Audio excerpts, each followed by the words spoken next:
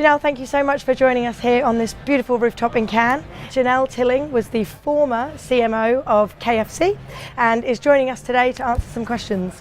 So, first off, as a senior marketer, you've been at Cannes representing wearing various hats in those years. And what we wanted to know is, why do you prioritise this festival? Yeah, do you know, there's two things that come together for me here, and I'm a strong believer that recognition is an incredibly powerful thing for all humans. I mean, I've not met anyone in my life who doesn't like to be thanked, whether it's through a bottle of wine or a can of lion. So for me, as recognition, then coming together with creativity, which as a CMO is the most absolute lifeblood of growing a brand. So Cannes to me has an amazing amount of, it's global first of all, and as a global CMO, that's really good to see work from all parts of the world. But I think it's got a really nice balance of recognition, best practice sharing, but also new tech companies coming in, new innovators coming in, new media platforms coming in. So it's not just the awards dinners that we come to look from, we actually come to learn from each other and see what new things are starting up. So Cannes got that beautiful combination of creativity and effectiveness. So if you look at studies, and we read them all the time, it's the Cannes winners essentially that have probably had stronger brands and better performances. So to me, it's a combination of effectiveness, but creativity and a little bit of learning on the side. As a global marketeer, when a market wins an award, I suppose, as KFC will say, do you see that impact in that local market? And I guess with that team, does it really transform how they're operating if they are winning actual lions? Yeah, you know what, I can give you the perfect example on this, because we won a gold lion last year for posters in South Africa. And the market was having a really difficult time because of the macroeconomics and political what's going on in South Africa in the last 24 months. So the business was just a bit down, and they were trying everything, and things were just taking time to take off.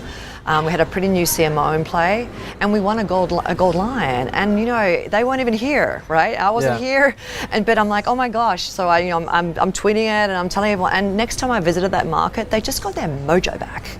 Right. They thought, actually, all the hard work we're doing, it's actually working. So you know what? I'm going to do that again. So I'm not a believer in creating work for Cannes. Yeah. But I am a believer of entering work in Cannes if it's great work that you're making. If it's worthy of it, yeah.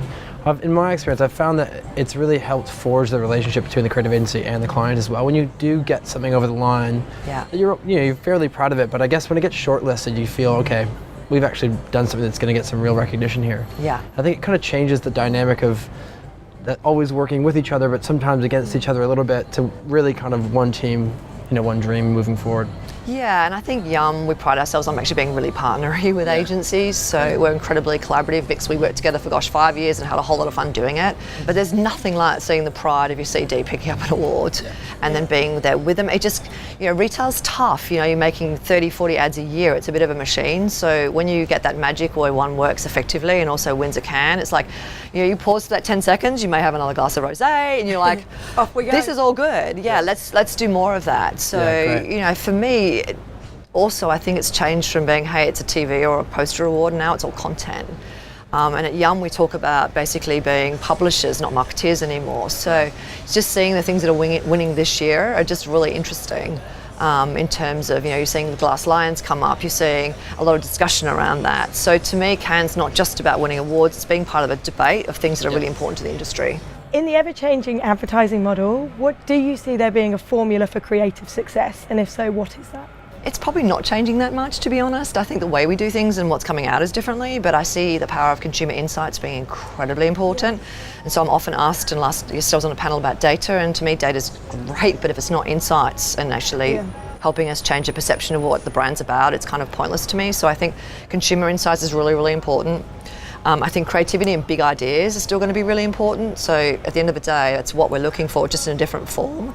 I think risk-taking is important. Being bold to try something, it may not work, but guess what? It might work and it might actually change your business. So the output's different, but to me, the inputs are pretty similar in terms of just knowing your consumer incredibly well, being bold and taking a stand, and then looking for that big idea and saying, okay, I'm just not going to accept little ideas anymore. I want big ideas that are going to change my brand and my business. And I love what you say about risk there as well, because there are times when you do have to take a risk, but it's the easiest thing to scale back from when times are hard, to actually go riskier. And I think we had some we had some really interesting campaigns that we got up, and we took risks all the time, and it was, that great partnership, I think, that leads to that risk taking. Well, yeah, and I think when you have an agency relationship like KFC UK had with BBH for a long time, there's an element of trust, and once you get trust, you'll do much better work. Yeah.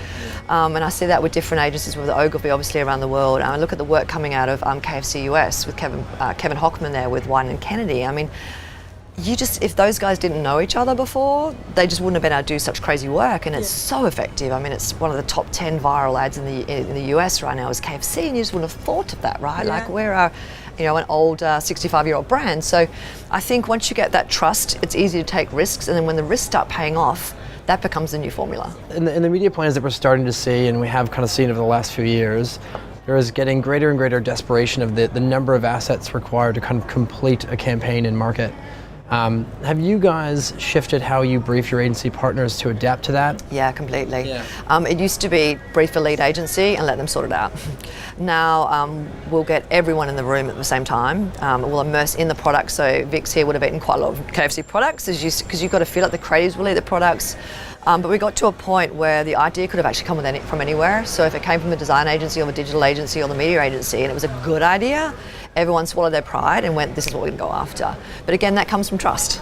Yeah, right. So you've got to build those relationships that say, as a CMO, I didn't care where it came from, and guess what? Everyone got the credit and recognition. Yeah. Because that's what it's all about. But I think you've just got to break down those barriers and recognise that anyone can have a good idea. Occasionally, I might even have a good idea, pretty rarely, versus working with a creative guy. But I also worked with a creative guy once who I said, here's a thought, and then he turned it into a really good idea. Yeah. So I think being open to that and much more fluid, I think being the global CMO, I've become, because I don't have day-to-day sales of every market on my shoulder, I think you allow the agencies to roam a little bit more. So for example, the most talked about thing last year for KFC was finger-licking good nail polish.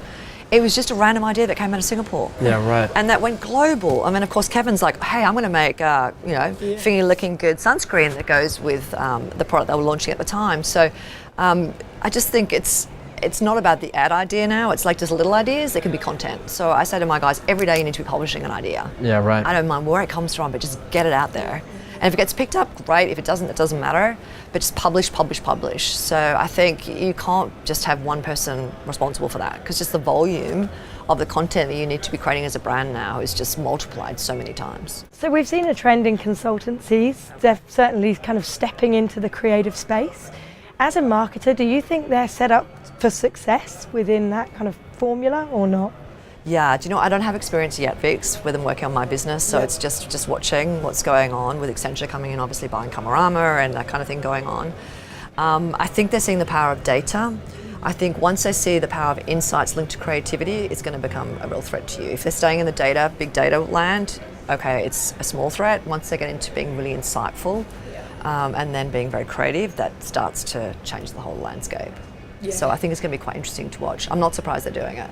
No, and it's interesting, we've just seen a big, Accenture actually have just bought an independent agency in Sydney in Australia, and they've actually swallowed up an amazing agency. So they're kind of bringing the whole agency in-house rather than just kind of cherry picking a creative director or... Well, what they're doing is buying talent, right? And let's just put it out there, the whole creative industry is about talent. Yeah. And so is marketing, right? It's your countries are as good as your CMOs are in my world. So what they're doing is acquiring great talent, which makes a whole lot of sense. So we've seen actually a really wide variety of things winning this week. Everything from new products to services to utilities for brands. In terms of how brands are working with their agency partners, do you still feel the retainer model is the best way to move forward? Okay, so I have a strong point of view on this. It may not be a popular one, but I'm into long-term relationships with agencies because we're going back to taking risk takes a whole lot of trust. Yeah. I also believe your agency should make money when you make money. So any agency I've worked with, I've always been heavily biased towards performance-based bonuses as well, right. But they will have an element of retainer in there. Yeah. I've had years at KFC UK. We had 7 where we absolutely blew our target away, and the agency benefited from that. Yeah. And we had 1 year where we just missed it because we had a social media crisis. And interestingly, that agency didn't come to me begging because they were part of the journey and they knew we were just having a really tough year. So I think the mixture of retainer and then a very lucrative performance a base bonus, I think, is the model I prefer. What I also made sure was that the business account lead had the same objective around advertising that I did on mine.